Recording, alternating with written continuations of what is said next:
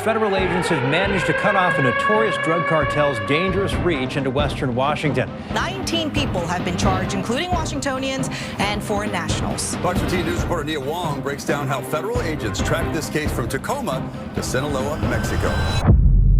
Seattle just witnessed one of the largest drug busts in Washington's history, and the numbers alone show how serious this case was. Over the course of 3 weeks, federal, state, and local agents worked side by side to dismantle a cartel pipeline that was pumping poison directly into the Pacific Northwest. This was not a small operation. It was a major strike against a trafficking network tied directly to cartel criminals in Mexico, a group that has been flooding U.S. neighborhoods with meth, fentanyl, cocaine, and heroin for years.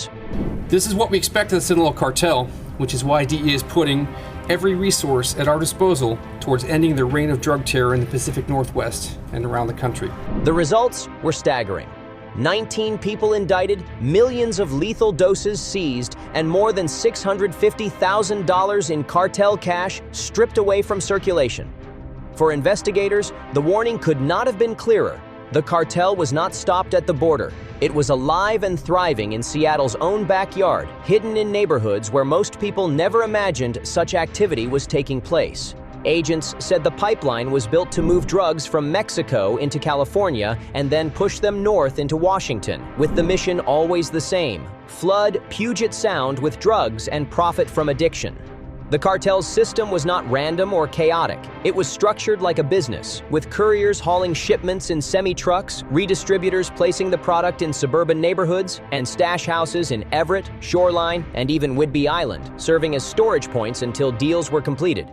Each step was carefully planned to keep the supply steady, so that even if a single load was intercepted, another would already be on its way. This was not the image of a street corner drug dealer or a handful of users swapping pills. This was a global network that connected labs in Mexico, highways in California, and homes in Washington to create a seamless chain of poison. For families in the region, the realization that this system was working right next door was chilling. The timeline shows just how long investigators had to work before bringing the network down. Beginning in 2023, undercover agents infiltrated the ring, tracking semi-truck shipments, watching couriers make exchanges, and carrying out controlled seizures to build their case. Each seizure told a larger story. In October 2023, 41 kilograms of fentanyl powder were intercepted, enough for nearly 7 million lethal doses. Instead of rushing to make quick arrests, agents held their ground, using that evidence to follow the trail deeper into the network. For almost 2 years, they gathered information, mapped out connections, and prepared for the moment when the entire structure could be hit at once. That moment came on August 4th, 2025. Dozens of search warrants were executed in coordinated raids that struck Everett, Shoreline, and Whidbey Island simultaneously. Stash houses were ripped open, suspects were zip-tied and dragged out, and evidence was hauled away by the van load. By the end of the day, the cartel's Washington branch was gutted, its network torn apart after years of operating in the shadows. The August takedown pulled 19 defendants into the spotlight, and prosecutors said every one of them represented another piece of a global pipeline. 13 of the suspects were already in custody when indictments were unsealed, while 6 remain fugitives still on the run. The indictment named couriers moving shipments, redistributors spreading product into neighborhoods, and stash house operators who kept the drugs hidden until they were ready to sell. These were not street pushers or small-time users. They were players in a network designed to link Mexican producers to Washington markets, and every arrest meant another link in the chain was broken. Federal officials said the goal was never to take down a few people with small bags of drugs. The mission was to dismantle the system itself, a system that had already been poisoning the Pacific Northwest for years. For families across Seattle, the arrests meant not only headlines, but a genuine disruption to the flow of lethal drugs into their communities. The most dangerous seizures came in the form of fentanyl powder and counterfeit pills. Back in October 2023, agents made what they described as one of the largest fentanyl seizures in Washington state history, intercepting 41 kilograms of powder, an amount capable of producing nearly 6.9 million lethal doses. By the time the August 2025 raids were carried out, another 5 kilograms of fentanyl and thousands of counterfeit pills had been pulled from the network. Officials explained that each pill carried an invisible risk. 5 out of 10 counterfeit pills on the street contain enough fentanyl to kill. In other words, every bag or batch seized did not just represent a criminal victory, but potentially thousands of lives saved. Prosecutors made it clear that this network had the power to wipe out entire communities if shipments kept moving unchecked. Each counterfeit pill looked harmless, some even designed to look like everyday medications, but every single one had the potential to end in an overdose and another funeral. The scope of the cartel's product did not end with fentanyl. Investigators said the numbers stretched across methamphetamine, cocaine, and heroin, showing just how diversified the network had become. Over the course of the multi-year probe, law enforcement seized 465 pounds of meth, 269 pounds of fentanyl, 23 pounds of cocaine, and 6 pounds of heroin. During the August raids alone, 9 kilos of meth, nearly 4 kilos of cocaine, and more than a kilo of heroin were seized. Officials said the totals looked less like the outcome of a local bust and more like the evidence of a war.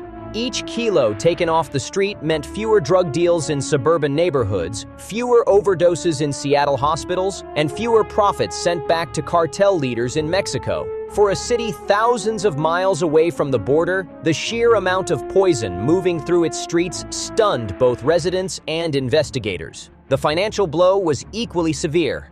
More than $650,000 in cartel cash was seized during the investigation, money that would otherwise have been funneled back into the network to fuel the next shipment.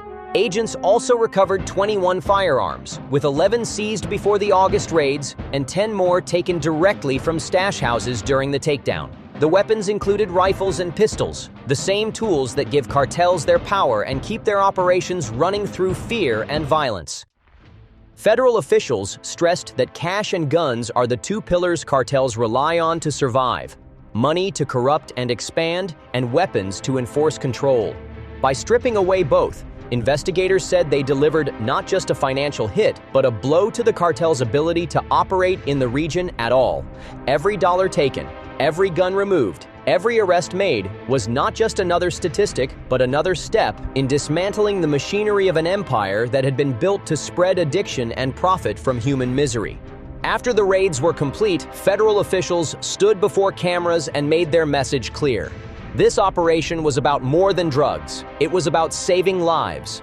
They reminded the public that every kilo seized, every arrest made, and every dollar stripped from cartel control represented lives that would not be lost to overdose, families that would not be broken by addiction, and communities that would not be swallowed by cartel influence. DEA leaders said the mission was never to make headlines by rounding up street-level dealers. The mission was to dismantle the command, control, and distribution systems that allow the Sinaloa Cartel to operate like a multinational corporation. For months, agents worked quietly in the background, infiltrating networks, tracking shipments, and building cases until they could hit the cartel where it hurt most. By coordinating across federal, state, and local divisions, they proved that teamwork can deliver results against an enemy that most people believe is untouchable. The words of DEA officials summed it up simply: this was not just a raid, it was a strike against a global empire built on addiction and death. The operation also revealed how vast and international the cartel truly is. What many people in Seattle had assumed was a local drug problem was, in reality, part of a chain stretching across oceans and continents. Chemicals were sourced overseas, often from suppliers in Asia. Labs in Mexico refined those chemicals into fentanyl and meth. Couriers used trucks, highways, and ports to move shipments into the United States. Redistributors in Washington suburbs stored, packaged, and delivered the drugs into local markets.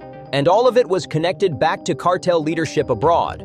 Federal officials said the Sinaloa Cartel does not operate like a street gang. It operates like a global corporation with divisions, logistics, and financial channels that keep it alive across more than 40 countries. The bust in Seattle exposed just one branch of that system, but it showed the world how a cartel empire can hide in plain sight, not in remote compounds, but in ordinary homes and neighborhoods. What shocked many was not just the drugs that were seized, but the realization that an international network had embedded itself so deeply into Washington communities without anyone realizing until it was too late. In the end, officials called the Seattle bust a major victory, but they also warned that it was only one battle in a much longer war. 6 of the defendants remain fugitives, and investigators say the cartel will adapt quickly, sending new couriers, building new stash houses, and finding new ways to move shipments into the Northwest. For Seattle families, the warning was clear. The drug crisis is not a distant issue happening along the border. It is here now, operating in suburbs, schools, and neighborhoods across Washington. Every counterfeit pill taken off the street may save a life, but every new shipment that arrives is another threat waiting to strike. The DEA's message was blunt. This battle will not be won with one bust or one raid. It will be fought one pill, 1 kilo, 1 arrest at a time. For Seattle, August 2025 was proof that law enforcement can hit back. But it was also a reminder that the fight is far from over. The cartel adapts, the cartel rebuilds, and the cartel profits from human misery wherever it can. Unless these operations continue, the same poison that was stopped this summer will find its way back onto the streets again. And for the Pacific Northwest, that means the war against the Sinaloa Cartel is only just beginning.